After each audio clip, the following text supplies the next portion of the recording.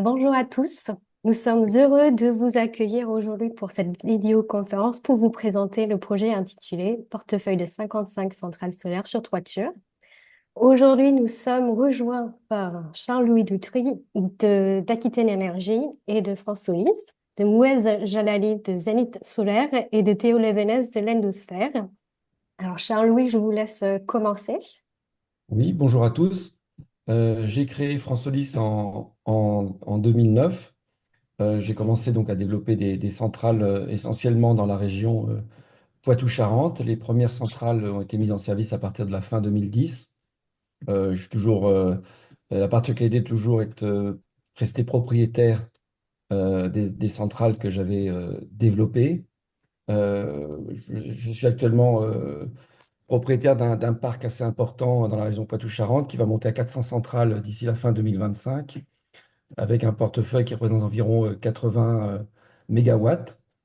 L'ensemble des centrales de ce portefeuille qu'on vous propose de co-investir dedans, c'est des centrales qui se trouvent dans la région donc Poitou-Charentes et région Centre, donc département de la Vienne, Haute-Vienne, Deux-Sèvres et Indre-et-Loire. Je crois, un département aussi enfin, le portefeuille se trouve essentiellement dans cette région. Euh, L'ensemble du parc a commencé, donc, qui va être construit, on a commencé la construction depuis le mois de juillet, avec les premières mises en service qui sont envisagées d'ici la fin de l'année. On a déjà bien avancé sur ces parcs et avec comme objectif d'une mise en service terminée pour la fin du mois de septembre, l'ensemble du parc. L'ensemble du parc a été, donc tous les permis de construire ont été purgés. On est en cours de signature pour certains, déjà des baux signés avec les agriculteurs c'est uniquement des bâtiments agricoles, hein, pour lesquels on construit des bâtiments agricoles sur lesquels les agriculteurs participe sur le coût de construction en prenant en charge une partie de la construction. Et nous, en tant qu'investisseurs, on assure une grande partie de l'investissement du parc photovoltaïque. Euh, L'ensemble du parc représente 55 centrales. Et donc, voilà pour la présentation de France-Solis. Donc bonjour à tous. Donc moi je suis Jalali, je suis le dirigeant de deux sociétés qui interviennent dans le programme, hein, MJA Holding, qui est actionnaire à hauteur de 49% de Aquitaine Énergie 8, et je suis aussi le dirigeant de Zenith Solaire qui va réaliser les installations. Donc c'est une société Zenith Solaire que j'ai créée en 2015 après un master de physique avec une spécialisation énergie renouvelable et une expérience aussi de quelques années dans une entreprise du secteur. Donc voilà, on intervient sur toute la chaîne de valeur, hein, sur la construction des centrales, on réalise les études et la conception, on réalise la construction avec en interne nos propres équipes d'électriciens et une équipe de couverture. On fait aussi sous-traiter partiellement la pose des panneaux à des entreprises locales toujours. Et on réalise également la maintenance et l'exploitation des parcs après la mise en service de ceux-ci. On intervient sur des projets de construction de bâtiments agricoles, mais aussi industriels ou artisanales, des ombrières de parking et on fait aussi des centrales au sol. Donc on intervient, comme dans le cadre d'Aquitaine Énergie 8, en tant qu'investisseur, donc pour des projets entiers investissement, mais on fait aussi des projets clés en main, c'est-à-dire qu'on réalise des installations pour des propriétaires fonciers qui veulent réaliser leur installation pour leur propre compte, soit pour faire de l'autoconsommation, soit pour faire de l'injection au réseau. Donc voilà, aujourd'hui, Zénith Solaire, c'est 250 installations réalisées à peu près et 50 mégawatts crête sur majoritairement des tranches de projets de 100 à 500 kilos, mais aussi des réalisations sur des projets de plusieurs mégas. Donc on a des références entre 4 et 6 mégas. Alors, ce qui est important aussi, c'est que Zénith Solaire se situe à Poitiers et l'ensemble du parc qui fait l'objet donc l'ensemble des 55 centrales se situe à environ maximum 100 km de Poitiers, ce qui permet d'assurer une maintenance rapide à partir du point de Poitiers. Pour parce que c'est un point essentiel, c'est la maintenance, hein. La maintenance doit être assurée avec une possibilité d'intervention dans les 24 heures ou 48 heures dès qu'on constate un dysfonctionnement. L'ensemble du portefeuille sont des bâtiments agricoles, donc 55 centrales, comme je l'ai dit déjà, réparties sur des départements autour de la région de Poitiers. Ces centrales sont uniquement des bâtiments agricoles qu'on construit neufs. C'est pas de la rénovation, c'est des constructions neuves et donc sur des surfaces qui vont de environ 700-800 mètres carrés jusqu'à 2500 mètres carrés.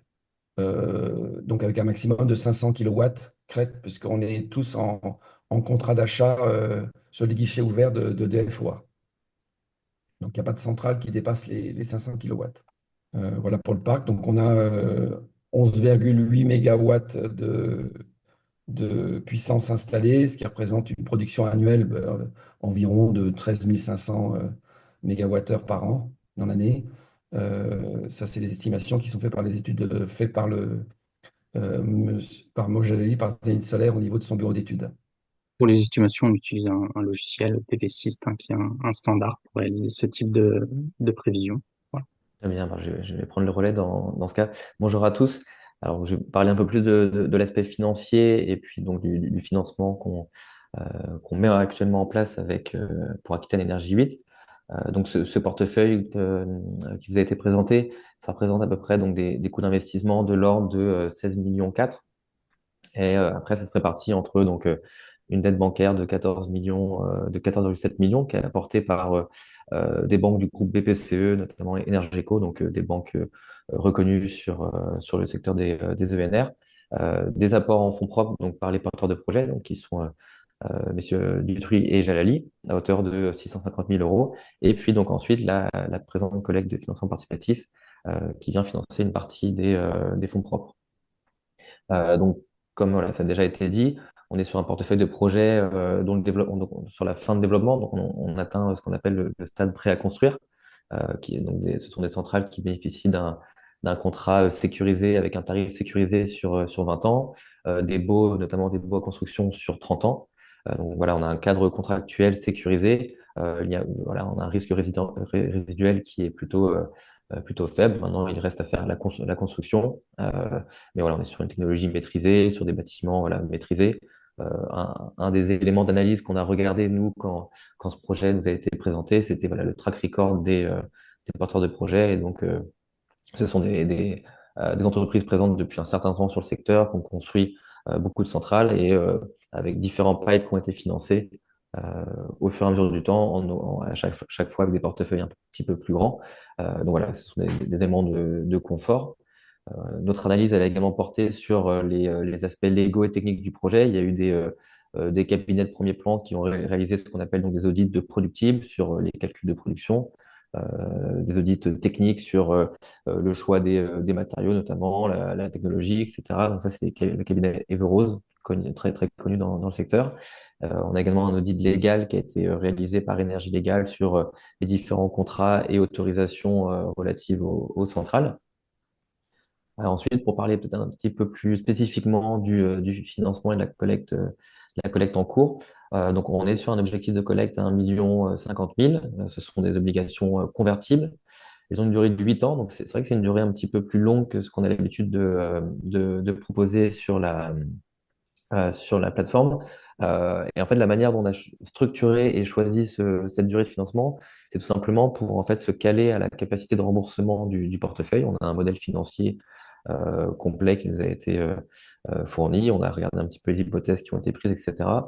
Et dans ce qu'on appelle un scénario P90, donc c'est un scénario qui a 9 chances sur 10 d'être atteint ou dépassé, donc c'est un scénario conservateur. On a structuré notre financement pour que les flux issus de la revente à EDF ou aux entités locales type Sorégie suffisent pour rembourser à la fois la dette bancaire et les obligations convertibles. Donc ça permet voilà, d'être plutôt serein et confortable sur la capacité de remboursement sans nouvel apport des actionnaires des obligations convertibles. D'autant plus dans un scénario conservateur. C'est-à-dire qu'en réalité, si jamais les centrales performent un petit peu mieux en termes de production, les porteurs de projets peuvent décider de nous rembourser, enfin de rembourser les obligations convertibles un peu plus rapidement avant les 8 ans. Et donc, on est sur un taux d'intérêt à 8%. Juste, Voilà. oui, une précision concernant effectivement le productible. Le productible est fait sur des P90 qui sont effectivement un modèle très conservateur.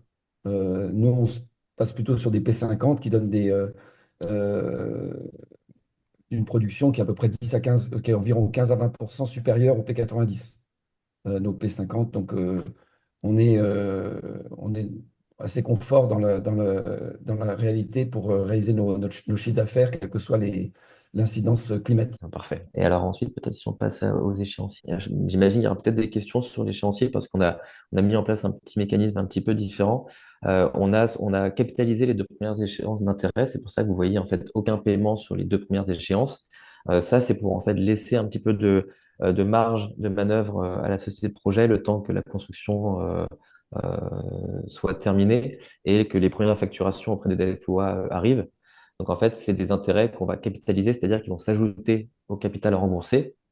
Et derrière, donc c'est pour ça qu'à la fin, on a un capital supérieur, où là on est sur une base 1000 euros, on a un capital supérieur à 1000 euros, car en fait, les deux premières échéances sont ajoutées au capital et puis portent intérêt au fur et à mesure du temps. Mais de fonctionner de la sorte, ça nous permet voilà, d'être sûr qu'il n'y aura pas de problème de trésorerie, de tension de trésorerie qui pourrait embêter un petit peu la société de projet au départ. Donc voilà pourquoi on a mis ça en place. Et puis ensuite, donc toutes les échéances dans un scénario P90 conservateur peuvent être payées par la société de projet.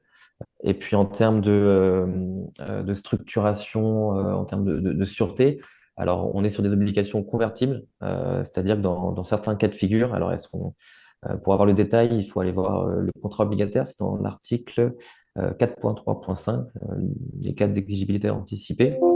Notamment si voilà, on a un cas de défaut, une échéance n'est pas respectée, ou si une autre dette financière de SP de projet est en situation d'exigibilité, ou si un engagement contractuel n'est pas respecté, nous sommes en capacité, en tant que représentant de la masse des obligataires, de convertir les obligations, et dans ce cas-là, on devient actionnaire de la société qui a une certaine valeur. Ça aussi, ça fait partie de notre analyse.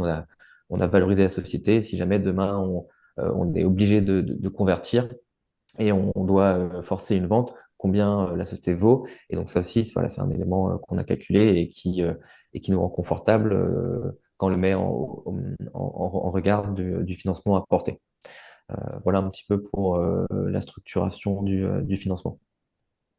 Et puis alors rapidement, peut-être pour représenter l'endosphère, donc on est une plateforme de financement participatif qui existe depuis 2014. On a collecté et financé pour plus de 330 millions d'euros sur près de 650 projets. On a une base d'investisseurs de 39 000 membres. On a à l'heure actuelle pas eu de défaut et on est vraiment 100% spécialisé dans les ENR.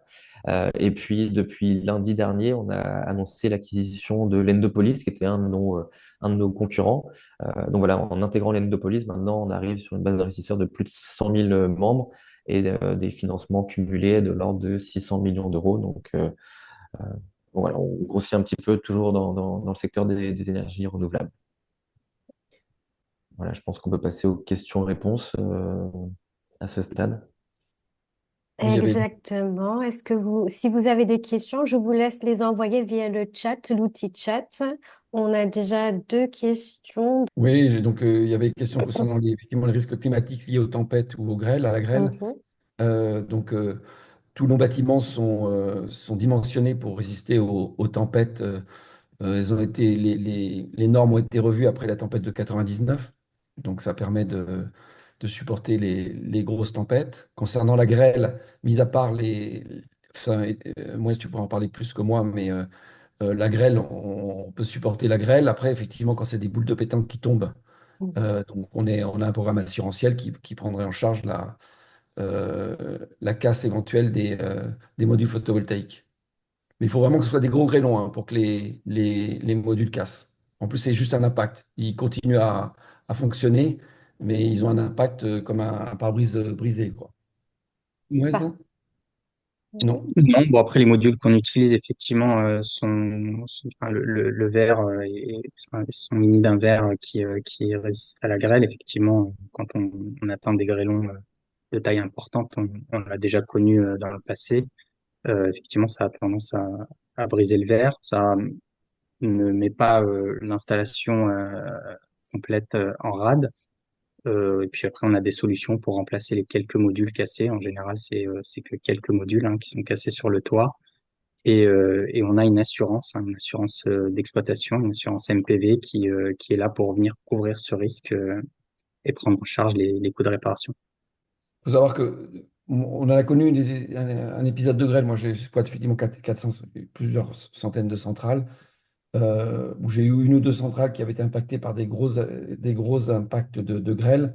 Et on se retrouve avec finalement, même sur 500, 600 panneaux, avec 3 ou 4 panneaux, 5 panneaux parce que finalement, il faut vraiment que c'est pas tous les panneaux que vous n'avez pas une centrale entière qui est complètement détruite.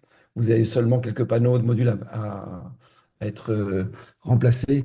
Donc là, moi, j'ai pas connu en tout cas depuis une quinzaine d'années un épisode qui détruirait la totalité d'une centrale. On a chaque fois, même avec des gros grêlons, quelques modules qui sont cassés.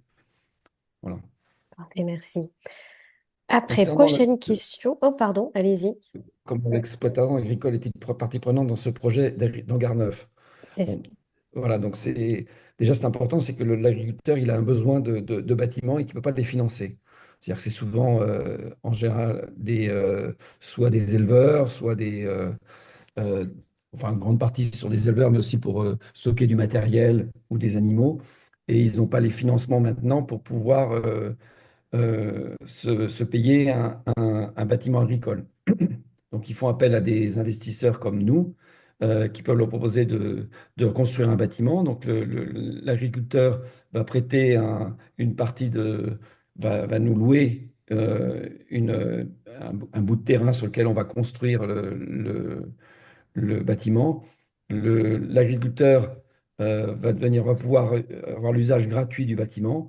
Il va participer un petit peu au coût de construction parce qu'on lui a demandé de faire son terrassement et tout ce qui est aménagement intérieur et bardage vont être pris en charge par l'agriculteur. Nous, on va lui financer les débétons, enfin le gros œuvre, la charpente métallique, les bacs acier anti-condensation et bien sûr toute la partie centrale photovoltaïque. Donc c'est un partenariat gagnant-gagnant entre l'agriculteur qui bénéficie d'un bâtiment gratuitement et qui en deviendra propriétaire au bout de 30 ans. Euh, et au bout des 30 ans, nous, soit on démonte la centrale, ou soit ils conservent la centrale. On n'est pas capable de dire maintenant, dans 30 ans, ce qu'on sait, c'est que les panneaux continueront à produire environ 85, 90, 85%, 90% de ce qu'ils produisent en année zéro. Est-ce qu'il aura des acheteurs en face? Normalement, oui. Donc, il fera soit de l'autoconsommation, soit de la revente sur le marché de l'électricité. Il aura sans doute plus intérêt à conserver la centrale que de la faire démonter. Donc, voilà un peu comment l'exploitant participe à, à cette opération. Merci. Après, prochaine question. Qui décide de la conversion des obligations et en action de quelle société?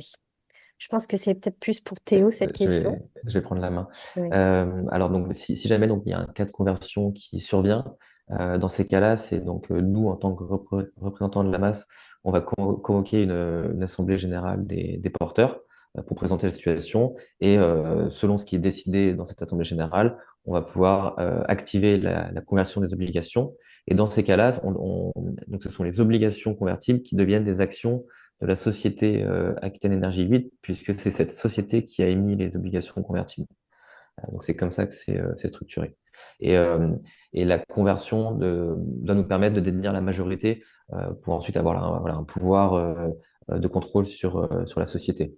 Mais il faut garder en tête que ce sont des obligations convertibles, ce qu'on appelle défensives, car si tout se passe bien, nous n'avons pas vocation à les convertir, l'idée étant juste d'avoir une sûreté implicite. Merci. Toujours Après, cette on va question passer. Oui, sur la problématique d'une destruction avec dérèglement climatique, etc. Euh, nos programmes assurantiels couvrent une perte d'exploitation. C'est-à-dire que s'il y avait une destruction complète d'une centrale, euh, aussi bien par la grêle ou un incendie, par exemple. Ça peut arriver qu'il y ait un incendie avec de la paille ou du fourrage, hein, même si on a des restrictions très importantes en matière de paille et de fourrage. On n'est jamais à l'abri d'un incendie. On a une perte d'exploitation qui rentre en ligne de compte et on a un an pour reconstruire la centrale du moment où l'incident est arrivé. Et donc pendant un an, notre compagnie d'assurance prend en charge la perte d'exploitation et la reconstruction du bâtiment. Merci. Après, avez-vous un bilan carbone détaillé du projet? Alors, on a tous les modules, on n'a pas de bilan carbone lié à la construction, on a juste des bilans carbone sur les modules photovoltaïques. Moi, c'est peut-être en parler sur ce bilan carbone, parce qu'on a une obligation dans les cadres des contrats d'achat d'avoir des panneaux, des modules qui ont un bilan carbone intéressant. Oui, donc c'est des modules qui doivent faire 500 kg équivalent CO2 par kilowatt crête maximum. Donc voilà, c'est la législation qui nous demande ça pour qu'on puisse bénéficier des tarifs d'achat et donc pouvoir revendre l'électricité sur le réseau. Après, effectivement, on n'a pas de bilan carbone qui ont été effectués sur les chantiers. Nous, Zénith Solaire, envisageons d'en réaliser un sous peu, hein, pour avoir l'impact carbone de notre activité. Et à ce moment-là, effectivement, on pourra envisager de réaliser un bilan carbone chantier pour avoir une meilleure visibilité des émissions liées au chantier. Merci. Après, quel est l'état de l'art aujourd'hui sur la meilleure orientation des toitures, plein sud ou aussi est-ouest, pour avoir des meilleurs tarifs d'achat car production moindre le matin et le soir? Bon, alors, actuellement, si vous voulez, sur nos centrales, on a un tarif d'achat qui est limité à 1100 heures par an. Donc, en fait, c'est-à-dire qu'on a un tarif d'achat, nos centrales, notre électricité produite est rachetée suivant les dates de demande de raccordement, entre 11 et 12 centimes. Mais on bénéficie de ces 11 ou 12 centimes que pendant 1100 heures. Il faut savoir que dans la région Poitou-Charentes, sur une centrale qui est orientée plein sud, qui est bien orientée plein sud, on va faire 1300 heures. Donc on va donner 200 heures gratuitement, enfin gratuitement. EDF va nous racheter à 4 centimes le surcoût. Donc sur une centrale est-ouest, on va être à peu près à 1100 ou 150 heures, mais on reste toujours dans la limite on bénéficie toujours des 1100 heures qui sont rachetées plein pot par EDF-OA. Donc il n'y a pas d'impact parce qu'on est limité sur le nombre, la quantité d'heures rachetées par EDF-OA. Donc il n'y a pas de. Mais bien entendu, une centrale plein sud produira beaucoup plus qu'une centrale est-ouest. Mais à coût de construction égal, vous n'avez pas de différence de recettes globalement, parce que c'est juste sur une partie marginale à 4 centimes. Merci. Alors, on va faire deux questions. Une, euh, que comptez-vous utiliser comme matériel, marque et provenance des panneaux onduleurs? Alors pour le matériel, donc sur la partie panneau, on est sur la marque Longi, avec la possibilité de basculer, mais toujours sur des gros fabricants de modules type JA Solar ou Dimeg. Ça va être ou Jiko Solar, donc ça va être entre ces quatre fabricants-là toujours. Et pour les onduleurs, on utilise des onduleurs de marque Sungrow. Donc pour les modules, c'est des modules de marque asiatique. Et également pour concernant les onduleurs, c'est des onduleurs de marque asiatique également. Parfait, merci. Est-ce que vous avez d'autres questions? Voilà. Ne pèse-t-il pas de risque en matière de droits de douane? Tu peux en parler. Nous, on achète les modules auprès de distributeurs qui nous les vendent Sans dédouanement. des douaniers. Donc le risque, il est pas porté ni par nous, Zénith Solaire, ni par la société Aquitaine Énergie. Merci. Est-ce que tout est déjà commandé, les prix fixés? Non, on peut en parler. En fait, on achète le matériel au fur et à mesure de la construction, puisqu'on a étalé la construction entre Là, on a commencé dès le mois de juillet à construire et on finira au mois de août, septembre 2025. Donc forcément, on commande le matériel au fur et à mesure de nos besoins, avec des délais d'approvisionnement qui sont d'environ 2 mois pour que ce soit les modules ou les onduleurs. Parfait. L'agriculteur n'est pas du tout intéressé à la production-revente avant 30 ans?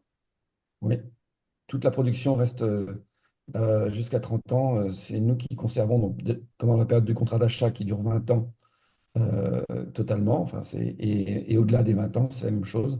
Sauf qu'on ne connaît pas encore, au-delà des 20 ans, le prix racheté enfin, le prix de marché au-delà d'un 20e année. Actuellement, le prix de marché se situe aux alentours de 10 ou 11 centimes au jour d'aujourd'hui, mais cet été, il était parfois. Il faut savoir que vous avez des prix de rachat qui sont, notamment les week-ends en période estivale, quasiment négatifs. Donc, vous pouvez couper. Enfin, c'est pas, on n'est pas concerné par cette législation, mais on sera concerné après les 20 ans. C'est-à-dire que vous avez l'obligation peut-être de couper la centrale puisque les prix sont négatifs. Donc, vous avez un prix de marché qui est fixé tous les jours avec un prix de marché et donc les centrales peuvent être amenées à être coupées au-delà dans ces périodes-là. Ça concerne les centrales de plus de 500 kilos. On n'est pas concerné par cette réglementation. D'accord, merci. Après, est-ce que vous avez d'autres questions? Peut-être, Jenny, juste pour compléter sur la dernière Mhm. question sur l'intéressement de l'agriculteur, c'est une structuration classique dans le financement et dans la construction des centrales sur toiture inférieure à 500 kilos. En fait, l'agriculteur bénéficie d'un apport, enfin, bénéficie en nature, on va dire, les 30 premières années parce qu'il a accès à un bâtiment qu'il n'a pas financé lui-même. Et au-delà des 30 ans, effectivement, il peut revendre de l'électricité, mais avant ça, il bénéficie d'une autre manière du projet. Parfait. Ben, je vous remercie d'avoir participé à notre webinaire aujourd'hui. Il y a une Et question? ce serait disponible par la suite directement sur la page du projet dans quelques jours. Merci à tous. Merci. Merci à vous. Merci à tous.